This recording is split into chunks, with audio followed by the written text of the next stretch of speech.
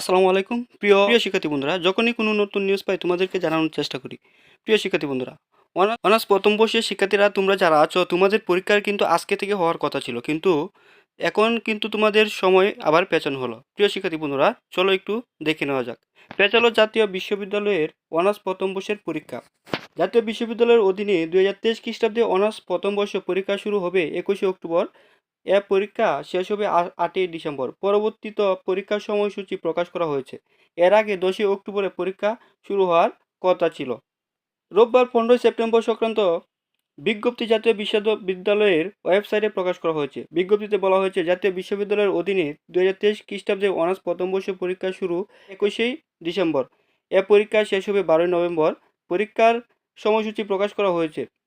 কোন কারণ দর্শানো ব্যতি রেখে বিশ্ববিদ্যালয় কর্তৃপক্ষ পরীক্ষার তারিখ ও সময়সূচি পরিবর্তন করতে পারবেন। প্রকাশিত সময়সূচি দেখা গেছে, প্রথম দিনের স্বাধীন বাংলাদেশের অভ্যুদয়ের ইতিহাস আবশ্যিক বিষয়ের পরীক্ষা অনুষ্ঠিত হবে।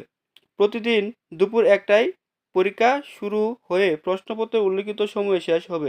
প্রিয় শিক্ষার্থী বন্ধুরা, তোমরা অনার্সে প্রথম বর্ষে যারা পরীক্ষা দিতে চেয়েছিলা, তোমাদের আজকে কিন্তু পরীক্ষা হওয়ার কথা ছিল 15 তারিখ, কিন্তু আমাদের পরীক্ষা 21শে অক্টোবর করা হয়েছে।